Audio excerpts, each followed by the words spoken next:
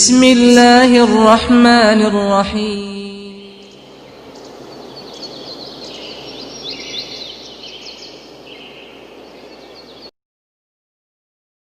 Apa bahaya syirik? Perhatikan. Yang pertama, Al-Quran surah An-Nisa ayat 48. Innallaha la yaghfiru an yushraka bih. Sesungguhnya Allah tidak mengampuni dosa syirik. Wa yaghfiru ma duna dzalika liman yasha. Dan Allah mengampuni dosa selain syirik. Wa may yusyrik billah, barang siapa yang melakukan syirik kepada Allah, faqad iftara itsman azima, maka sungguh dia telah melakukan dosa yang sangat besar. Innallaha la yaghfiru an yushraka bih. Sesungguhnya Allah tidak mengampuni dosa syirik. Maksudnya dia syirik kemudian belum tobat, lalu mati bawa dosa syirik, itu yang kena ayat ini. Akan tetapi kalau dia syirik kemudian tobat, berhenti dia syirik, dia tobat lalu mati, ya diampuni. Jelas? Jelas? Jadi kalau syirik belum tobat, mati, maka itu yang terkena ayat ini. Sekarang kita lihat bahaya yang kedua. Quran surah Luqman ayat 13. Inna syirka la zulmun azim. Sesungguhnya syirik adalah kezaliman yang paling besar. Coba lihat surah Az-Zumar ayat 65. Walaqad, dan sungguh uhiya ilaika, telah diwahyukan kepadamu, wa ilal ladzina min qablika, dan juga telah diwahyukan kepada nabi-nabi sebelummu, lain asrokta, sungguh jika kamu melakukan dosa syirik, layah baton na amaluka, sungguh batal amalan-amalanmu, wala takunanna minal khasirin, dan sungguh kalian akan menjadi manusia yang rugi. La di sini sungguh, la berikutnya sungguh, nun litakid sungguh, ada 3 sungguh. La in asrokta layahbatanna amaluka, jika kamu syirik, sungguh batal amalan-amalan kamu yang lain. Haji 10 kali batal kalau syirik besar. Sholat 40 tahun batal, ludes semuanya kalau syirik besar. Maka hati-hati, jangan entengkan pembahasan syirik ini. Di kampus semester 1 akidah. Karena kalau ini nggak paham, nanti semester 2, 3 bergerapakan semuanya nanti. Percuma antum pinter yang lain kalau tauhid nggak paham. Percuma ahli yang lain kalau tauhid nggak paham. Karena batal yang lain itu nanti. Ini bukan lagi fatwa, ini Al-Quran surah Az-Zumar ayat 65. Ada 3 kata sungguh di sini, coba. La in asrokta, jika kamu syirik, la yahbatanna amaluka, sungguh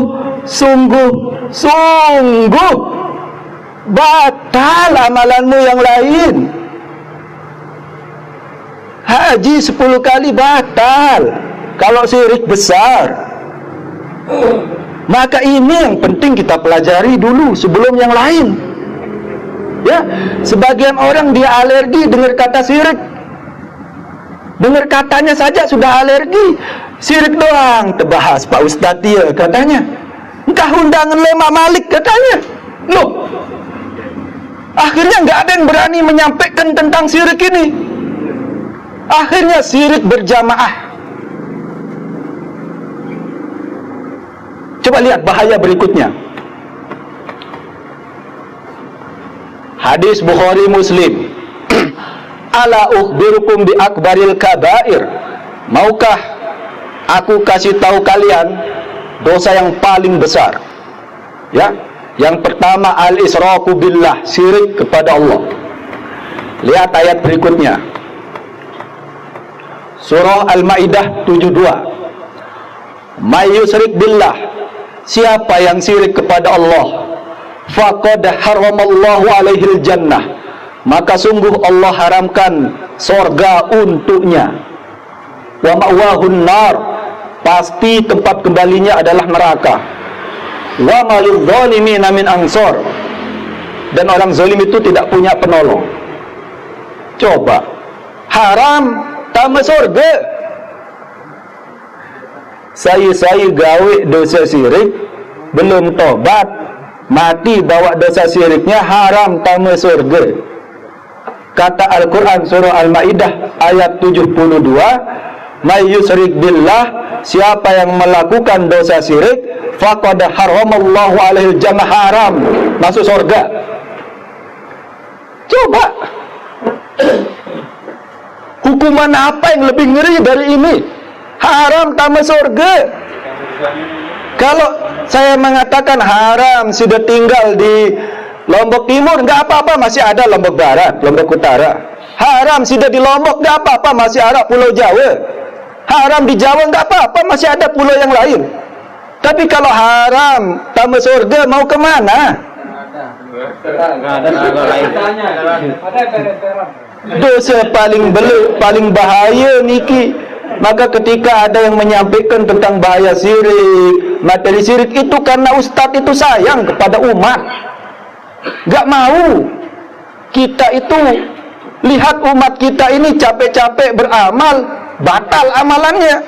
Gak mau kita lihat umat ini capek-capek beramal, tapi dia syirik, mati gak diampuni, dan haram dia masuk surga. Karena sayang, makanya disampaikan kepada umat. Sekarang kita lihat contoh syirik. Yang pertama, atau sebelum contoh, coba lihat Quran surah Ibrahim ayat 35. Bagaimana sikap kita? Wa idz qala Ibrahim rabbi ij'al hadzal balada amina. Dan ingatlah ketika Nabi Ibrahim alaihi salam berdoa, ya Allah, jadikanlah negaraku ini adalah negara yang aman. Wajnubni wa baniya an na'budal asnam. Jauhkan aku, jauhkan anak cucuku, jangan sampai menyembah selain Allah, jangan sampai melakukan dosa syirik, beribadah kepada al-asnam, berhala-berhala. Padahal Nabi Ibrahim alaihissalam menghancurkan patung pakai tangannya sendiri. Khawatir jangan-jangan dirinya syirik. Kalau enggak dirinya, khawatir anak cucunya syirik. Saking khawatir, Nabi Ibrahim alaihissalam doa, Rabbi ja'al hadzal balada amina wajnubni wa baniya an na'budal asnam. Jauhkan diriku dan anak cucuku jangan sampai melakukan dosa syirik, beribadah kepada selain Allah. Nabi Ibrahim takut, khawatir, saking takutnya doa. Nah, kalau kita gimana? Kepedean. Nah, Pak, kalau saya aja, insya Allah enggak saya syirik, Pak, katanya. Kepedean. Nabi Ibrahim alaihissalam saja yang hancurkan patung pakai tangannya, khawatirkan dirinya, khawatirkan anak cucunya, saking khawatir doa. Kalau kita aja, Pak Ustaz, entah sampean tentang syirik dia, lain sampean. Paham, sudah saya dari kecil, enggak saya syirik, katanya. Allahu Akbar. La haula wala quwata illa billah. Jangan begitu. Baik, sekarang kita bahas contohnya. Yang pertama, syirik doa, syirik dalam doa. Doa itu ibadah, harus hanya untuk Allah. Maka kalau ada orang berdoa kepada selain Allah, dia doa kepada jin, itu syirik. Jin yang ada di azimat. Azimat itu bisa berbentuk kalong, bisa berbentuk minyak, bisa berbentuk foto tuan guru, bisa berbentuk mantra, ya, masku pendang, masku pending, balik dake, biko bake, jin datang itu. Banyu tego, banyu pertiwi, watu tego, watu pertiwi, telepak, telepu, umpuk, koyo kapuk, jin datang itu. Makanya dia bisa kebal badannya, dia doa kepada jin. Dia bisa terbang, doa dia kepada jin, ya. Atau dia doa kepada isi makam, ya, makam wali, makam tuan guru, dia minta kepada isi makam itu syirkut doa, syirik dalam doa. Mari kita lihat surah Fatir ayat 14. In tad'uhum, jika kamu doa kepada mereka selain Allah itu, termasuk isi makam itu, la yasma'u du'aakum, mereka tidak mendengar doa kalian. Enggak dengar. Walau sami'u, dan seandainya mereka mendengar, anggap saja isi makam itu dengar, ya, mastajabu lakum, mereka tidak bisa mengabulkan permintaan kalian. Kenapa? Karena isi makam itu sedang disidang juga di dalam dia. Man rabbuka wa man nabiyuka wa madinuka, ditanya di dalam dia. Ya, sibuk dia di dalam. Kok antum di atas makamnya minta-minta tolong dirinya saja nggak bisa, gimana mau nolong antum? Mari kita lihat dalil berikutnya. Ya, surah Yunus 106. Wala tad'u min dunillah, jangan kamu doa kepada selain Allah, ma la yanfa'uka, selain Allah tidak bisa ngasih kalian manfaat, wala yaduruka, selain Allah tidak bisa ngasih kalian bahaya. Fa in fa'alta, dan jika kalian melakukan itu, jika kalian doa kepada selain Allah, fa innaka idza minadh zalimin, kalau begitu kalian itu zalim. Zalim tadi disebut di surah Luqman, apa maksudnya? Syirik. Sekarang kita lihat, waman, dan siapakah adallu, yang lebih sesat, mimman, dari orang yang yada'u, dia berdoa min dunillah, kepada selain Allah, malla yastajibu lahu ila yaumil qiyamah, yang tidak bisa ngabulkan permintaannya sampai hari kiamat. Perhatikan hadis Bukhari Muslim, la'anallah, Allah melaknat al-yahuda wan nasara, Yahudi dan Nasrani. Kenapa mereka dilaknat? Ittakhazu, karena mereka menjadikan kubur anbiya, kuburan nabi, wasolihin, dan kuburan orang soleh, masajida, sebagai masjid, tempat untuk beribadah, tabaruk di makam nabi, ya, atau tawasul, minta kepada Allah lewat perantara makam, atau tabaruk, cari berkah di makam, ya, minta kepada makam nabi, itu dilaknat. Coba lihat, perhatikan, ya, perhatikan, coba semuanya lihat layar, coba. Kuburo anbiya, kuburan nabi, coba lihat, jelas? Kuburan nabi saja kita pakai untuk tempat seperti itu, minta kepada makam nabi, dilaknat. Apalagi kuburan selain nabi. Jelas? Saya ulangi ini. Saya ulangi. Perhatikan layar. Kuburo anbiya, kuburan nabi. Ya. Ini hadis Bukhari Muslim ini. Kuburan nabi antum pakai untuk seperti itu, minta kepada makam nabi, itu dilaknat.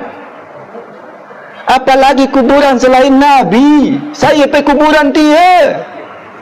Wali katanya. Makanya makam Nabi Sallallahu Alaihi Wasallam, ya, itu dijaga ketat oleh askar, jaga ketat oleh askar. Jelas sekarang. Nah, ziarah makam itu boleh, syaratnya dua. Yang pertama, mendoakan yang mati, baru boleh. Jadi kita yang hidup doakan yang mati, baru boleh.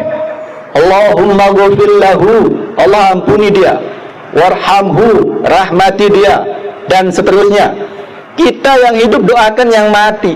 Jangan kita minta kepada Allah lewat yang sudah mati. Ayo ndek kanggo. Jelas? Apalagi minta langsung kepada isi makam. Lebih syirik lagi. Jelas? Kita yang doakan dia.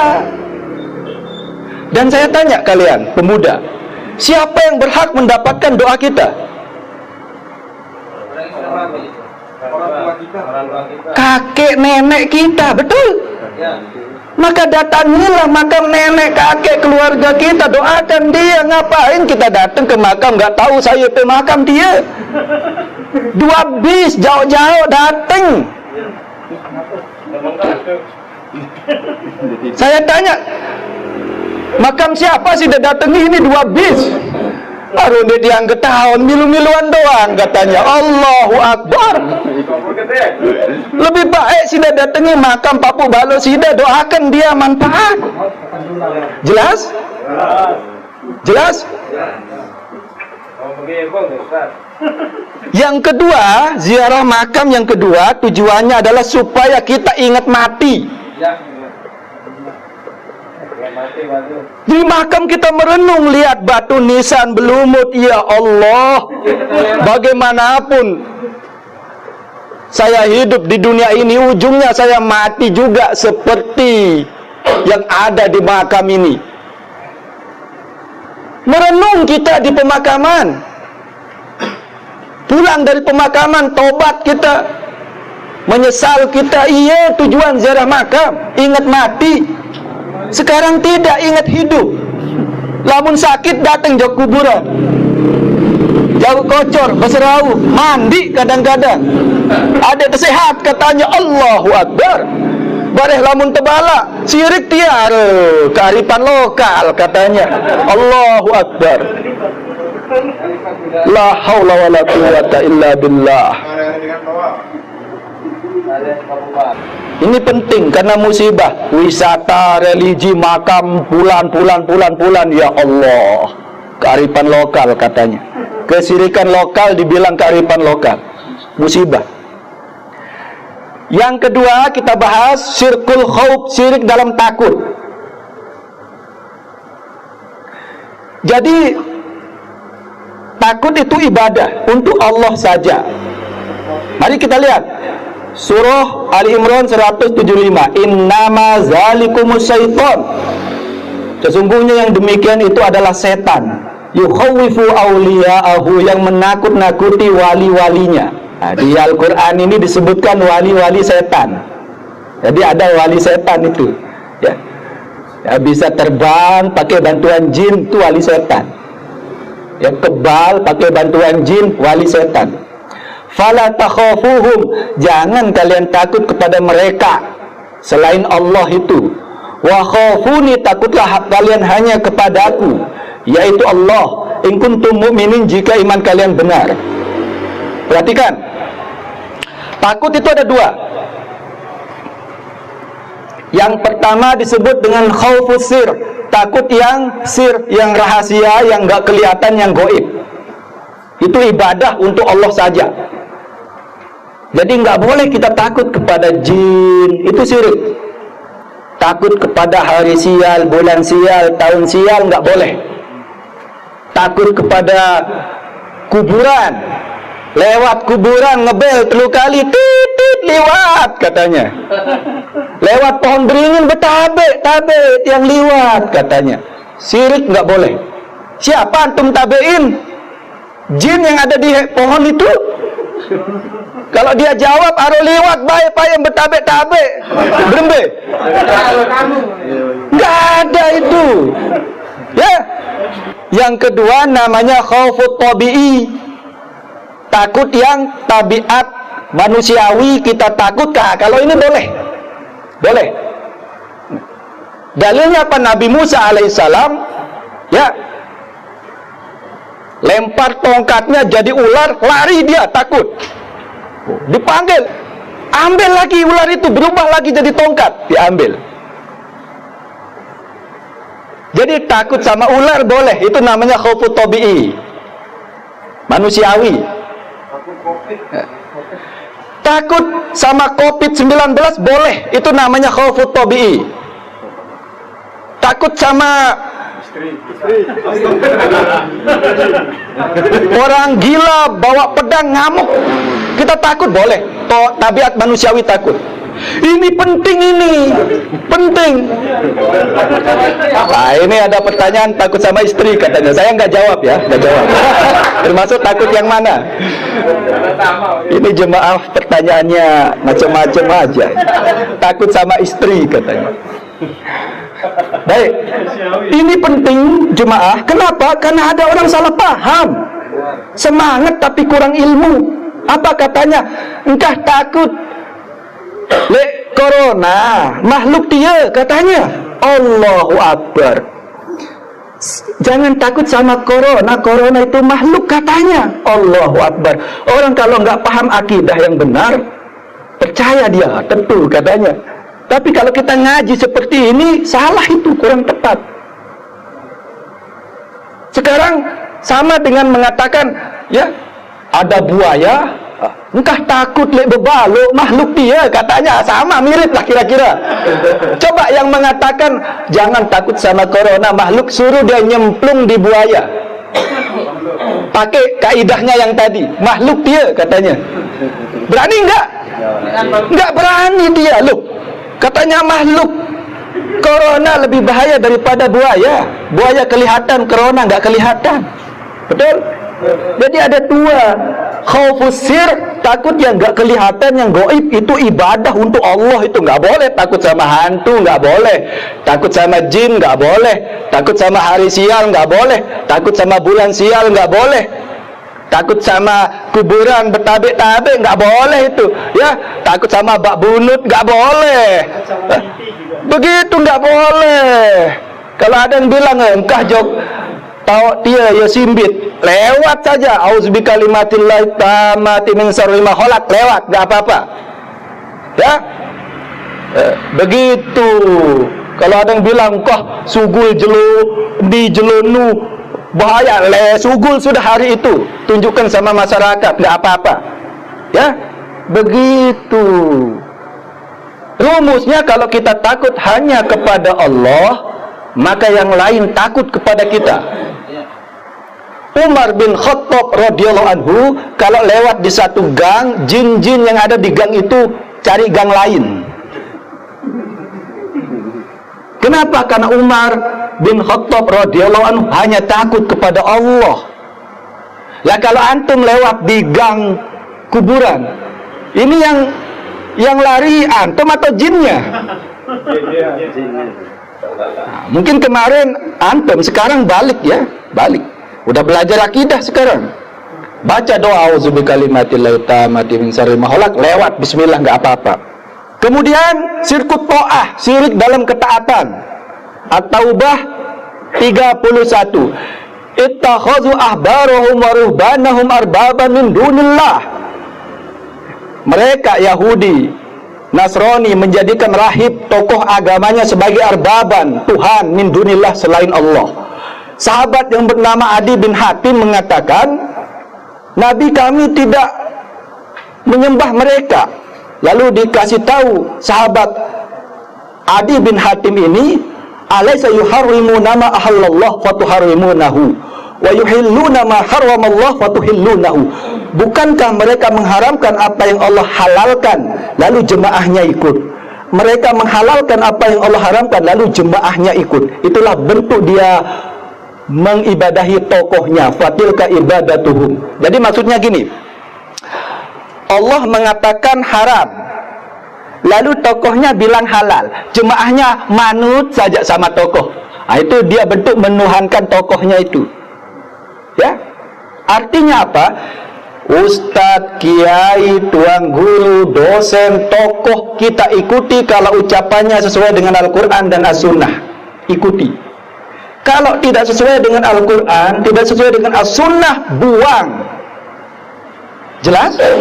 Karena sebagian orang, ya, kalau tokohnya sudah mengatakan kuning-kuning selapuan dembani kenende, Tak mungkin, salah dia 10 tahun di Mesir katanya. Loh, antum lupa Fir'aun hidup di Mesir, mati di Mesir.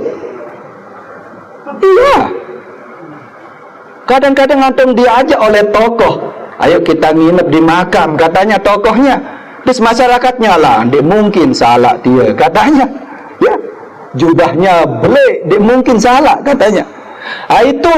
Itu berarti tokoh itu yang kita pertuhankan. Itu namanya syirkut to'ah, syirik dalam ketaatan, taklid buta, membabi buta. Ketenak syirik milu baik, ketenak salah milu baik, dengan alasan dia mungkin salah dia, katanya. Jelas? Jadi mulai sekarang ya, siapapun dia ikuti. Kalau sesuai Al-Quran, sesuai As-Sunnah ikuti. Kalau nggak sesuai Al-Quran dan As-Sunnah, ya, meskipun dia lulusan Mesir umpamanya, tapi kalau ngajak kita nginep di makam, cari berkah di makam, jangan ikuti. Jelas? Begitu. Nah, karena waktu kita singkat saja ini. Kemudian riya, ya. Ini ada namanya syirkul mahabbah, saya loncat saja ya. Ada juga namanya berbagai macam syirik, itu banyak. Sekarang kita lihat riya. Riya itu termasuk syirik. Ya. Sesungguhnya yang paling aku khawatirkan menimpa kalian adalah syirik kecil. Sahabat bertanya, apa itu syirik kecil? Syirik kecil itu adalah riya. Riya. Kenapa? Karena hati kita ingin dilihat Allah plus ingin dilihat manusia. Berarti berpempang hati kita, double niat kita. Itulah syirik. Syirik itu kan menduakan Allah. Betul? Menyekutukan Allah, itu syirik kecil itu. Ya. Maka orang yang riya pada hari kiamat datang cari pahala, lalu dikasih tahu, izhabu, pergi kamu ilal ladzina kuntum turauna fid dunya, pergi sana minta pahala sama manusia yang kamu ingin dipuji di dunia dulu. Nah, ini hafalkan ini doa supaya kita tidak syirik. Allahumma inni a'udzubika an usyrika bika. Ya Allah, aku minta perlindungan kepadamu agar aku tidak melakukan syirik kepadamu. Wa ana a'lam, dan aku sadar. Wastaghfiruka lima la a'lam, dan aku minta ampun dari dosa syirik yang aku tidak sadar. Coba lihat hadis berikutnya. Man halafa bi ghairillah, barang siapa bersumpah dengan nama selain Allah, faqad kafara aw asroka, maka sungguh dia telah kufur atau syirik. Maka kalau kalian sumpah itu hanya boleh wallahi, demi Allah, tallahi billah, hanya itu. Enggak boleh demi yang lain, ya. Demi arwah nenek moyangku, enggak boleh. Demi kehormatanku, enggak boleh, ya. Nah, begitu. Coba lihat hadis riwayat Muslim. Man ataka hinan, barang siapa yang datang ke dukun, au arofan, atau tukang ramal, fasa'alahu an sayin, lalu dia bertanya kepada dukun, bertanya kepada tukang ramal, lantuk ballau salatu arba'ina lailah, tidak diterima sholatnya 40 malam. Dalam riwayat yang lain 40 hari. Cuma nanya, pakai SMS lagi, rek spasi jodoh, kirim ke Mama Loren, gak diterima sholatmu 40 hari 40 malam. Bahaya tidak? Bahaya lah, tapi banyak yang melakukan. Kenapa? Karena gak ngaji. Kemudian la tasubud dahr, jangan kalian mencela masa. Fa innallaha huwad dahr, karena Allah yang menciptakan masa itu. Gak boleh kita mengatakan ini hari sial, bulan sial, tahun sial, gak boleh. Wa indahu mafatihul ghaib la ya'lamuha illa huwa, di sisi Allah sajalah perkara yang gaib, tidak ada yang tahu yang gaib kecuali hanya Allah. Jadi kalau ada manusia sok tahu perkara gaib seperti dukun, tukang ramal, besok terjadi ini, terjadi itu, itu salah satu pembatal syahadat, mengaku mengetahui perkara yang gaib. Kita singkat saja. Syarat la ilaha illallah ada 7. Yang pertama al ilmu, ya. Dalilnya tadi itu, man mata wa huwa ya'lamu alla ilaha illallah dakhalal jannah. Siapa yang meninggal dunia dalam keadaan mengilmui tentang la ilaha illallah, dia akan masuk surga.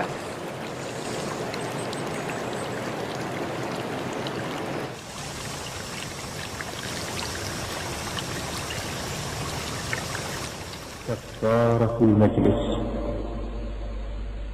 سبحانك اللهم وبحمدك، أشهد أن لا إله إلا أنت، أستغفرك وأتوب إليك.